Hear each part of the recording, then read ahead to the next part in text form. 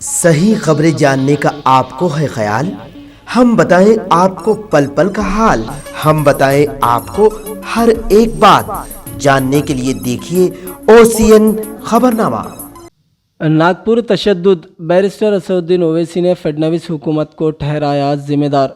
महाराष्ट्र के नागपुर में पीर की रात भड़कने वाले तशद्दुद पर रद्द-ए-अमल जाहिर करते हुए ऑल इंडिया मजलिस इत्तेहादुल मुस्लिमीन AIMIM के सरबरा और हैदराबाद के रुकन पार्लियामेंट बैरिस्टर असदुद्दीन ओवैसी ने महाराष्ट्र के वज़ीर आला देवेंद्र फडणवीस और रियासत में महायुति NDA हुकूमत के वज़रा के हालिया बयानात को इस वाक़े का सबब करार दिया है। असदुद्दीन ओवैसी ने इल्ज़ाम लगाया कि फडणवीस और इनकी हुकूमत के वज़रा के इश्तियाल अंगेज़ बयानात ने नागपुर में कशीदगी को जन्म दिया। उन्होंने कहा कि गुज़िश्ता चंद हफ्तों के दौरान वज़ीर आला और महाराष्ट्र हुकूमत के दीगर वज़रा के बयानात को जांचने की ज़रूरत है, क्योंकि सबसे ज़्यादा इश्तियाल अंगेज़ बयानात हुकूमत की जानिब से सामने आ रहे हैं। सर, जो नागपुर में जो हिंसा हुई है औरंगजेब विवाद को लेकर, देखिए पिछले चंद हफ्तों से जो स्टेटमेंट्स महाराष्ट्र के सरकार के मिनिस्टर्स और चीफ मिनिस्टर तरफ से आ रहे हैं उसको देखने की ज़रूरत है। और सबसे बड़ा प्रोवोकेशन तो वो सत्ता में है, गवर्नमेंट में है, और गवर्नमेंट प्रोवोकेटिव स्टेटमेंट्स दे रही है।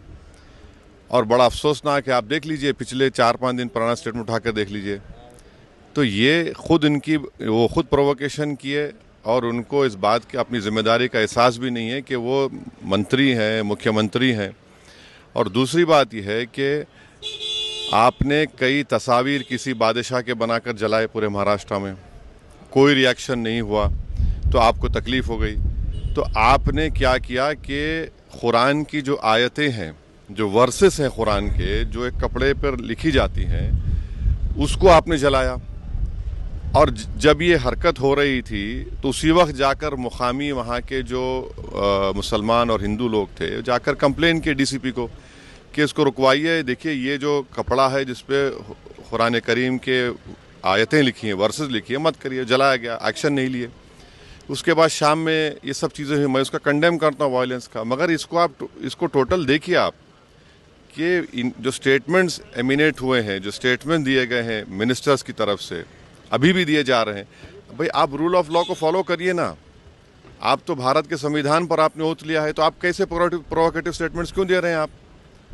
भाई मुझे कोई चीज़ पसंद नहीं है, आपको कोई चीज़ पसंद नहीं है, तो कोई भी अपनी नापसंद का इजहार कानून को हाथ में ले करेगा क्या? ये देखने की ज़रूरत है। तो ये बहुत गलत हो रहा है, सरकार की जिम्मेदारी है, ये सरकार की गलती है, इंटेलिजेंस की फेलियर है। उस जगह जहाँ से महाराष्ट्र के मुख्यमंत्री आते हैं, और ये जो वायलेंस हुआ है हमारे केंद्र मंत्री के घर के करीब है पूरा, ये बड़ी गलत बात हो रही है। अब हो गया। फडणवीस साहब ने कहा है कि ये बहुत रिग्रेटेबल है, बहुत दुख की बात है कि स्टेट एक्सचेकर से औरंगजेब के कब्र की देखभाल करनी पड़ती है। आप सत्ता में हैं, आपके जो आइडियोलॉजी है उसको बाजू रखिए। आपकी आइडियोलॉजी होने चाहिए भारत का कॉन्स्टिट्यूशन और रूल ऑफ लॉ को अपहोल्ड करना। 6 दिसंबर 1992 को क्या हुआ, और उसके बाद सुप्रीम कोर्ट ने उसको एग्रीगियस एक्ट कहा है। तो आप देख लीजिए, हुकूमत आपकी है, मंत्री आप हैं, रूल ऑफ लॉ आपको फॉलो करना है, और आपको कॉन्स्टिट्यूशन के लिहाज से अपनी हुकूमत चलाना है। सही खबरें जानने का आपको है ख्याल, हम बताएं आपको पल पल का हाल। सियासी हंगामे हो या मजहबी मामलात, कायदीन की नुमाइंदगी हो या हुकूमत के इक़दामात, अवामी मसाइल हो या समाजी मामलात, संगीन जराइम हो या भयानक हादसात, क्या कुछ है सूरत हाल, कैसे हैं हालात, हम बताएं आपको हर एक बात, जानने के लिए देखिए OCN खबरनामा।